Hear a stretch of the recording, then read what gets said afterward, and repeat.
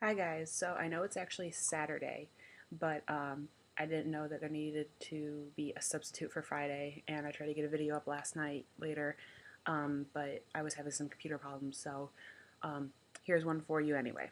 So we're talking about herbs and oils and the like today, or this week, and I absolutely love herbs.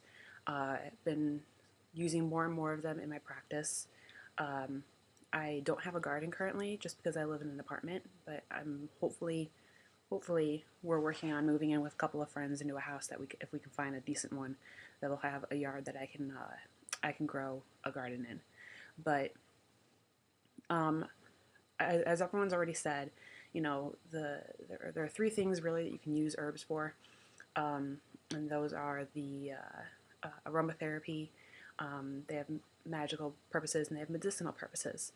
Um, I've recently really been getting into uh, the medicinal side of the herbs a lot.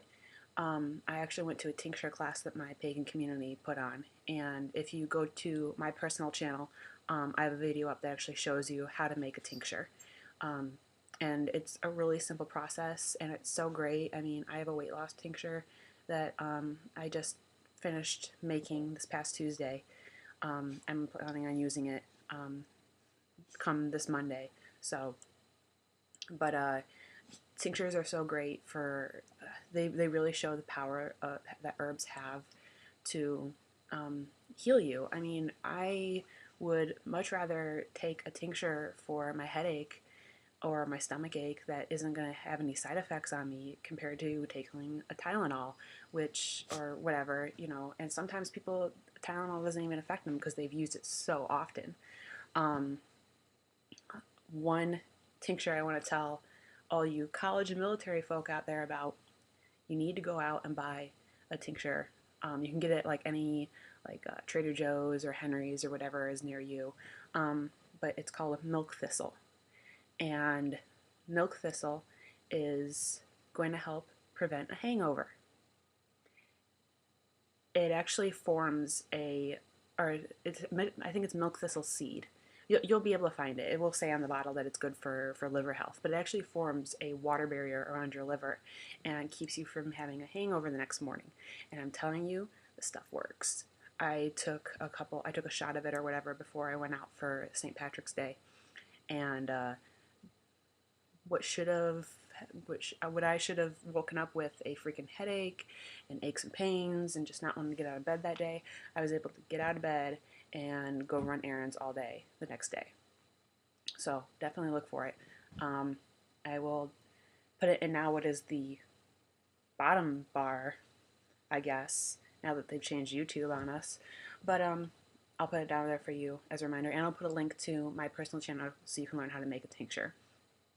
Um, One thing I want to uh, touch on that nobody else has yet is, first, let me say that none of us on the pagan perspective, at least to my knowledge, have any medical background. Please, please, please, please, please don't take an herb without your physician's consent.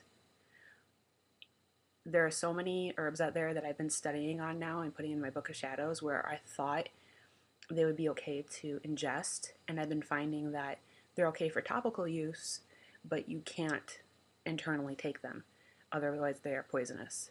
So please do not take herbs without knowing what you're getting yourself into. Talk to your doctor, or even better, talk to someone who specializes in homeopathic practice. Anyway, but I also wanted to touch on the fact that be careful what you burn and infuse or whatever in your house when you have pets. You all know me. I love animals, and I'm registered for school now, so I'll be starting school in August for my degree. I'm going to be going for vet tech first, and then later on down the road become a vet. But anyway, that was exciting. But yeah, um, back on topic. Sorry for all the tangents today. Um, be aware that there are certain vapors or smells that are poisonous and very, very harmful to your pets. And not just vapors too. I mean, your oils can do the same thing. Um, for example, lavender is very good for pets. It calms them down and everything. It's perfectly safe for them to ingest the actual the herbs and the actual buds, the flowers. It's perfectly safe. However, the essential oil of lavender is not good for pets. It will cause seizures. It will cause just, I think, liver damage was what I found also. So be aware. I've also heard another story from a lady on a dog forum on that she had one of those room fix vapor things or whatever that you turn on at night and it, puts vapor into your room and makes it all easy to breathe or whatever. And when she bought it, she started using it, and her dog started having seizures. And she found out it's because the vapor that she had eucalyptus in it and stuff like that. So if you're going to burn something, or if you're going to uh, light an oil so it will fill up your house or your room or whatever, or if you're going to use an essential oil on something that your pet could easily get to or whatever, please do research on that as well. You don't want to end up with a pet that has medical conditions because you didn't know that your magic or your herbs or whatever were actually harmful to your pets. Our pets are our family, and I would hate for anyone to stumble upon something like that without knowing it beforehand. Another thing, just for fun out there, if you, I would say if you're in a very steady relationship, or if you're married, go ahead and use this idea. I got it from another witch, and I've used it before, and it's very helpful.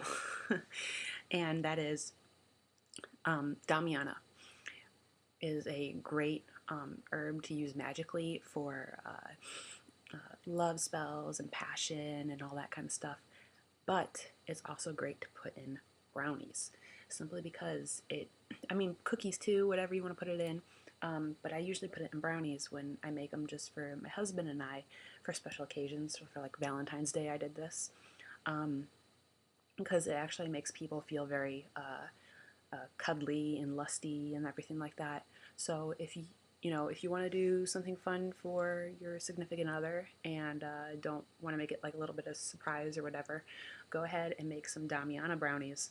Put make sure you grind up the Damiana really good, and pick out the twigs or anything that might be in there, and do like a spoonful, heaping spoonful into your brownie batter, and tastes great, and it will be a lot of fun for you. Trust me. So I hope everyone has a great weekend.